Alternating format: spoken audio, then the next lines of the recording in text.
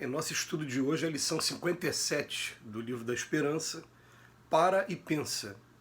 E a qualquer que muito for dado, muito se lhe pedirá. Está no Evangelho de Lucas, capítulo 12, versículo 48. O primeiro cuidado de todo espírita sincero deve ser o de procurar saber se nos conselhos que os espíritos dão, alguma coisa não há que lhe diga respeito. Capítulo 18, texto 12 do Evangelho segundo o Espiritismo. Se a perturbação por ventania gritante ruge à porta, não te entregues aos pensamentos desordenados que aflições e temores te surgiram à alma. Para e pensa. Escorregaste no erro e experimentas a inquietação decorrente da falta cometida, como se te imobilizasses na vertigem permanente da queda. Aceitaste o alvitre de ilusões ardilosas e tomaste o caminho inverso, reconhecendo-te na condição de alguém como veículo, cujo veículo dispara em declive ameaçador no rumo do abismo. Superestimaste as próprias forças e assumiste compromisso acima da própria capacidade, lembrando um discípulo injustamente aguilhoado num teste de competência para o qual se encontra ainda imaturo. Viste companheiros queridos internados em labirintos de sombra, assestando baterias contra a lógica, a te depreciarem o culto à sinceridade, e trazes por isso o coração arpoado por doloroso desencanto. Sofreste perdas consideráveis e guardas o espírito, a feição de barco à matroca. Distorceste o raciocínio sob o efeito de palavras loucas desfechadas no ambiente que vives e cambaleias, como se tivesse o ânimo aferretoado por dados de fogo e fel. Recorda, porém, que a pacificação e reajuste são recursos de retorno à tranquilidade e à estrada certa.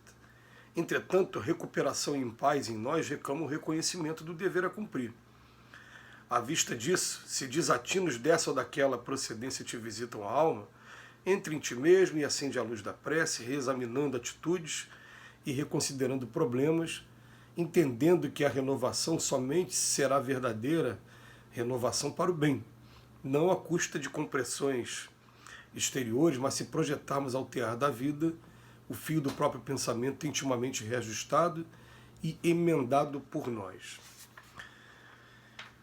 Para e pensa. O Emmanuel trouxe aqui uma série de equívocos que a gente pode entrar, e volta e meia a gente entra por eles mesmo, porque todos nós, sem exceção, somos aprendizes aqui nesse mundo, estamos experimentando e errando bastante ainda, até chegar ao ponto de acertar. Isso faz parte de qualquer aprendizado.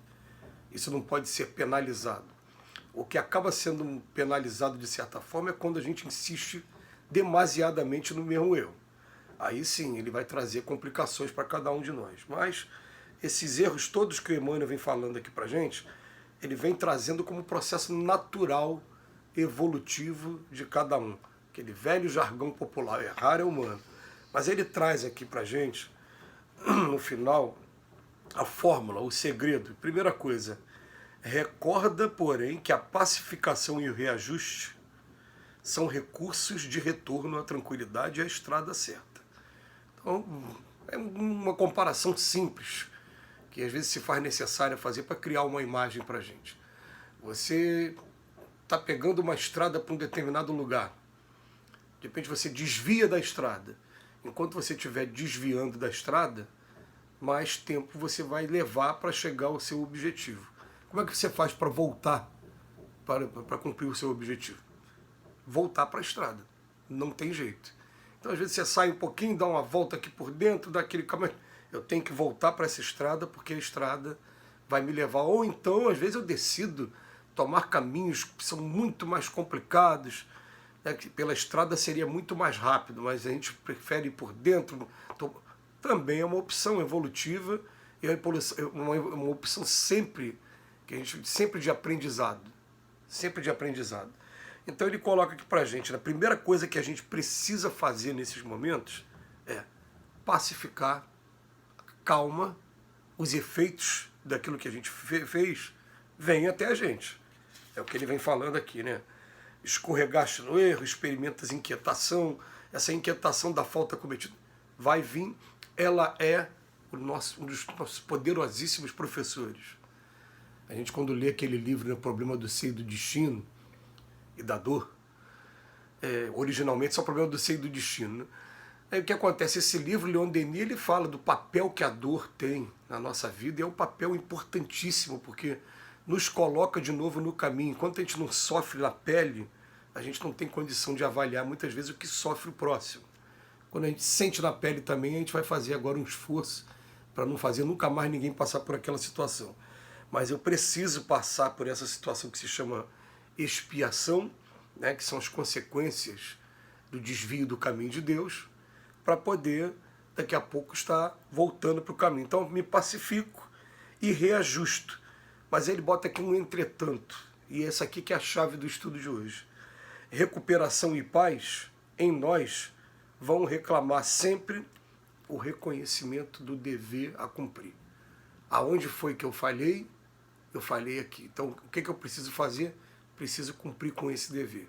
A nossa consciência não vai ficar tranquila enquanto a gente não tiver o nosso dever cumprido, enquanto a gente não superar essa meta, né? Não tiver superado essa prova.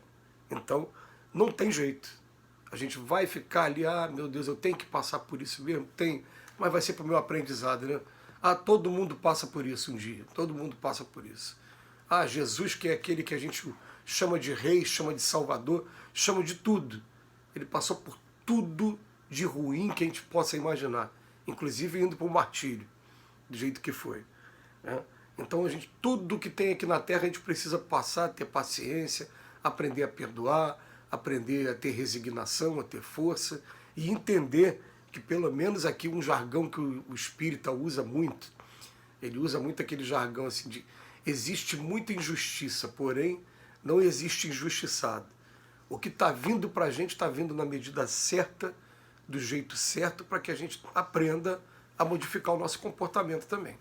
Em todos os sentidos, todos os sentidos. Então você fala, mas eu não fiz nada nesse momento. Se você não fez nada e alguma coisa está acontecendo com você, tem uma razão de ser. Ou está sendo uma prova, ou está sendo sim uma expiação de experiência que você teve em outro momento e que você não lembra porque a gente tem o esquecimento do passado, mas o espírito é imortal. A gente não está agora vivendo somente essa experiência nesse corpo. Aliás, esse corpo aqui está só emprestado por Deus a mim nesse momento. Daqui a pouco, né, ele vai ser devolvido para a matéria. O que eu sou de verdade, preexiste a esse corpo e sobrevive a esse corpo. Esse corpo é só um uniforme de trabalho que a gente está se utilizando agora dele nesse momento. Então, a gente vai ter essas experiências e, de repente, vem aqui a expiação na nossa frente.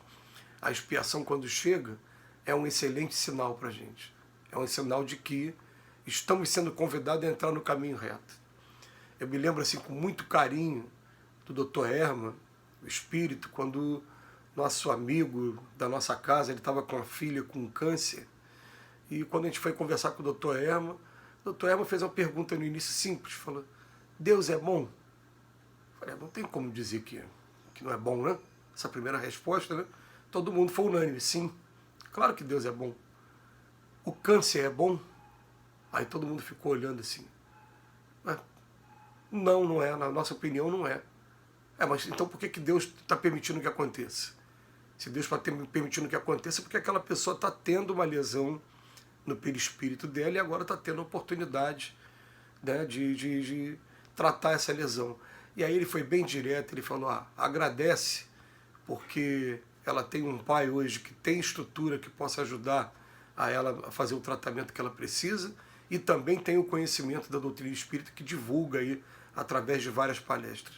E aquilo ficou para a gente, é uma expiação, chega para a gente num determinado momento, chega. É consequência de alguma coisa que a gente fez? Sempre é. Sempre é. Não existe ninguém querendo martirizar a gente. Tudo que está acontecendo com a gente, que num primeiro momento provoca esse sofrimento, foi consequência de atitude nossa. A gente precisa de quê? De retorno à tranquilidade. E vão reclamar para a gente reconhecimento do dever a cumprir. O que eu tenho para fazer a partir de agora? Tenhamos a consciência tranquila de que estamos nos esforçando o máximo para estar cumprindo com as nossas obrigações perante nossa família, perante o nosso trabalho profissional, perante a nossa sociedade, perante a nossa religião. Esses 4 aí, né, suportes aí para a gente. Que Jesus nos abençoe hoje e sempre. Te agradeço do fundo do coração mais uma vez aí, Emmanuel.